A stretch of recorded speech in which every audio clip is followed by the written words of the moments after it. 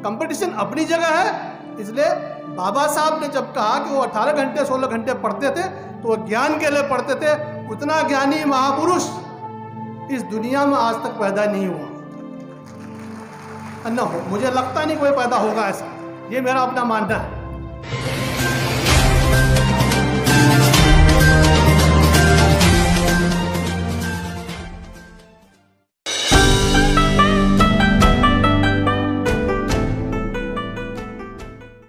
कर्मठी ये कहना उचित होगा, अम्बेडकरवादी डॉक्टर लोबियाल जी आने वाले हैं। आप head of computer science JNU हैं। इनके बारे में एक बहुत ही महत्वपूर्ण बात है कि आप मार्गदर्शन आज पहली बार करने नहीं आए हैं, यह आपका काम ही है। आप JNU में हेड ऑफ कंप्यूटर साइंस तो है ही हैं, लेकिन आप बच्चों से इतने ज़हीनी तौर पर जुड़े हुए हैं कि आप छत्तीसगढ़ में 3 बार, जम्मू में 2 बार पहले से जा चुके हैं। और एक बार की बात है, जब आप छत्तीसगढ़ जा रहे थे आपको 104 बुखार था, टिकट कैंसिल करानी पड़ी। उसके बाद सर ने 2-3 घंटे बैठकर अपने सर पे पट्टियाँ रखी। इनको लगा अब मैं खड़ा हो सकता हूँ।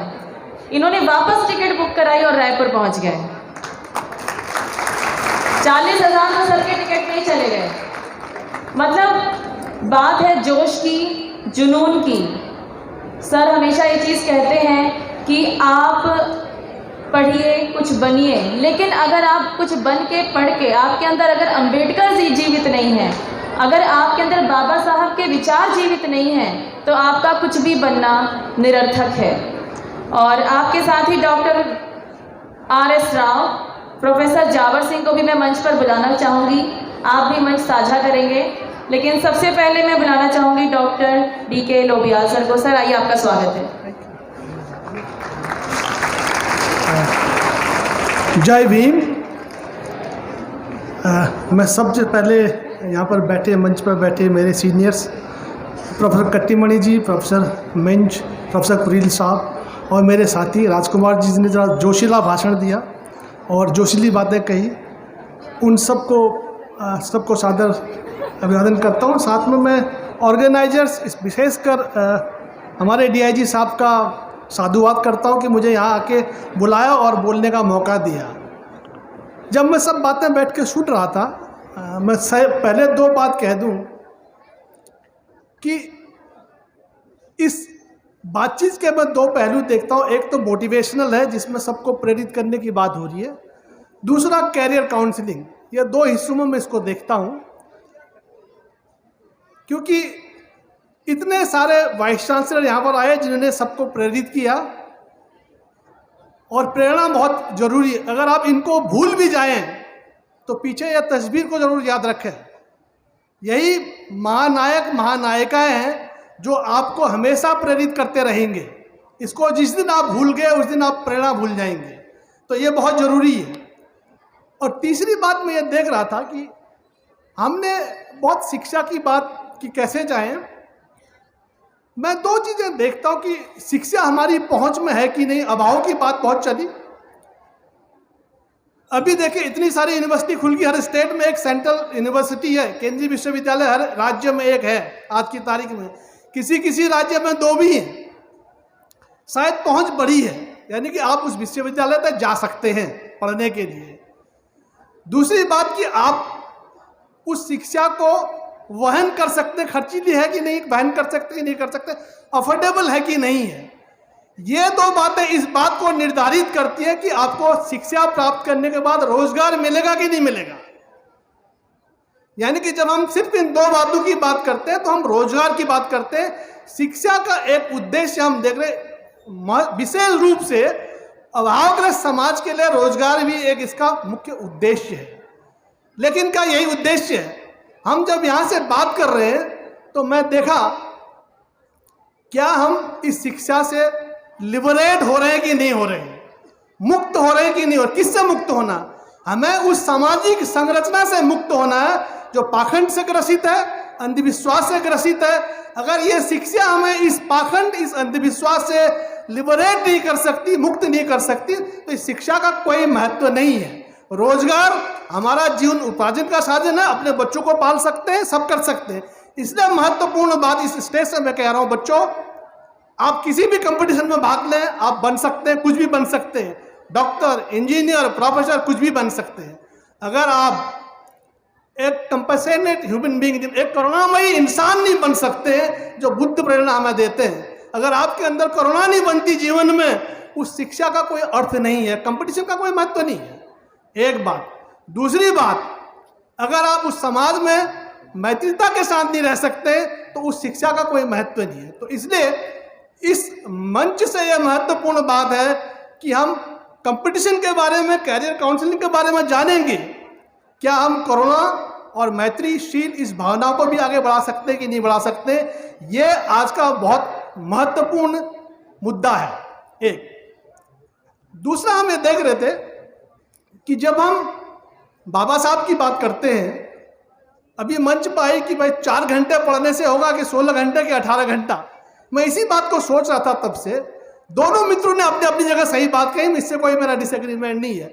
कंपटीशन के लिए 4 घंटा भी काफ़ी हो सकता है, 2 घंटा भी काफ़ी हो सकता है, 6 घंटे भी काफ़ी हो सकते हैं, किसी के लिए 10 घंटे की ज़रूरत भी हो सकती। ये आपकी अपनी क्षमता पर निर्भर करता है। लेकिन अगर आपको ज्ञान चाहिए, प्रज्ञा चाहिए, तो बाबा साहब के 18 घंटे भी कम है। बाबा साहब 18 घंटे में कर सके, हो सकता हम 18 में भी नहीं कर पाए। तो दो बातों को अलग अलग तरीके से देखिए। अगर आपको ज्ञानी बनना है, समझ बढ़ानी है, तो 18 घंटे भी कम हो सकते हैं। कंपटीशन अपनी जगह है। इसलिए बाबा साहब ने जब कहा कि वो 18 घंटे 16 घंटे पढ़ते थे, तो वो ज्ञान के लिए पढ़ते थे। उतना ज्ञानी महापुरुष इस दुनिया में आज तक पैदा नहीं हुआ, न हो, मुझे लगता नहीं कोई पैदा होगा ऐसा, ये मेरा अपना मानना है। और एक और महत्वपूर्ण बात है, जब हम इस बात को कह रहे हैं कि ज्ञान पाने के लिए आपको इतना पढ़ना पड़ेगा, हम अभाव से ग्रस्त हो सकते हैं, हमारे पास रिसोर्सेज नहीं है, कम हो सकते हैं, लेकिन बुद्धि में तो कम नहीं है हम। बुद्धि हमारे पास भी है। ज्ञान के लिए बुद्धि की आवश्यकता आपके पास भी, हमारे पास भी है। हम भी वो ज्ञान अर्जित कर सकते हैं। जैसे प्रोफेसर कट्टीमणि साहब ने कहा, मंत्र एक ही है, वर्क हार्ड, हार्ड, हार्ड। वो कहीं हम अगर लैक करते हैं तो शायद हम ज्ञान प्राप्त नहीं कर सकते हैं। तो इसलिए जो प्रेरणा की बात है, वो प्रेरणा हमें बाबा साहब से जरूर लेनी है कि हमें ज्ञान प्राप्त करना है, शिक्षा के महत्व को समझना है। कंपटीशन अपनी जगह पर है। हम हो सकता है आप, मैं क्योंकि कंप्यूटर साइंस का आदमी मुस्तरफ आता हूँ, राजकुमार जी ने कहा कि कितने विश्वविद्यालयों में कितनी जगह की, अभी कितनी पोस्ट खाली हैं, कितने पद खाली हैं प्रोफेसर्स के, ये बताया यूनिवर्सिटी सिस्टम में। ये एक बात है। इसलिए कंपटीशन में सफलता असफलता, अगर 100 सीट होती तो आपका हो जाता, क्योंकि आपका नंबर 101 है। अगर 102 सीट होती तो आपका हो जाता। तो आप 101 होने पर खराब तो नहीं है ना, क्योंकि सीट 100 ही थी इसलिए नहीं हुआ आपका। 105 सीट होती तो आपका भी हो जाता, 105 पे आप थे। तो सफलता का कोई ये मार्क नहीं है कि आप वहाँ पहुँचे या नहीं पहुँचे। अगर आपने ज्ञान अर्जित किया है, वहाँ पहुँचने तक के लिए प्रयास किए हैं, तो आप इधर नहीं तो कहीं ना कहीं जीवन में आपको सफलता मिलेगी। अगर आप IIT नहीं निकाल पाए तो कुछ और निकालेंगे, बशर्ते कि आपने अपना ज्ञान अर्जित किया है। तो ज्ञान अर्जन, जो इसलिए बाबा साहब ने शिक्षा के महत्व को बताया, तो वहाँ ज्ञान अर्जन का महत्व केवल रोजगार का नहीं है। रोजगार हमें अभाव से मुक्त कर सकता है, बट हमें ज्ञानी नहीं बना सकता है। हम समाज में क्या देंगे ये हमें नहीं सिखा सकता है, जब तक कि हम ज्ञान अर्जित नहीं कर सकते। ये बात बहुत महत्वपूर्ण है। और मेरे साथी और लोग भी हैं, मैं इसको बहुत, अभी एक और बात मेरे दिमाग में बैठे बैठे सुन रहा था कि शायद आप लोगों को लगा, मुझे कहा ये किताब भी पढ़ो, वो किताब भी पढ़ो, ये भी पढ़ो, कितनी किताबें पढ़ें, कई बार ऐसा लगता है। लेकिन इस बात को इसलिए कहा गया, इन महापुरुषों, इन लोगों ने इस बात को इसलिए कहा गया कि अगर आपको एक्चुअल में ज्ञान प्राप्त करना है, कंपटीशन ही खाली नहीं है। ये जो बाबा साहब की किताब पढ़नी है या दूसरे लोगों की किताबें पढ़नी हो, इसलिए पढ़नी है कि आप एक ऐसे नागरिक बने इस देश के जो समानता पर विश्वास रखता हो और समानता के लिए काम करता हो और सामाजिक सरोकार रूप से ताल्लुक रखता हो। ऐसा सिटीजन बनना बहुत बहुत ज़रूरी है। और मैं इसी के साथ, क्योंकि हम अभी कंप्यूटर साइंस के लोग हैं, बहुत सारे लोग अगर 10+2 के लोग हैं, मैं अपनी बात को ख़त्म करने से पहले करूं, एक बात कहना चाहूँगा। हम कई बार सोचते हैं कि हम BCA कर लेते हैं, राइट। कंप्यूटर साइंस में बहुत लोग कितने लोग कंप्यूटर साइंस पढ़ना चाहते हैं? कितने लोग कंप्यूटर में कुछ करना चाहते हैं?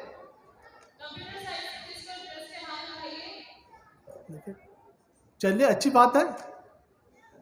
तो एक सबसे बड़ी समस्या आती है कि हम BCA करते हैं, हम MCA करते हैं, हम फलाना करते हैं, ये करते हैं। बहुत बार हम 10+2 के बाद कन्फ्यूज रहते हैं, हम BCA की तरफ चले जाते हैं। ये कोई एक बहुत अच्छी लाइन नहीं कि हम BCA करें फिर MCA करें फिर और करें, राइट। अगर आपको 10+2 के बाद BCA करके नौकरी पानी है तब तो ठीक है, आप करिए और नौकरी में जाइए। अगर आप ये चाहते हैं कि आपको हायर एजुकेशन लेने की MCA भी करना, फिर आप BCA क्यों करें?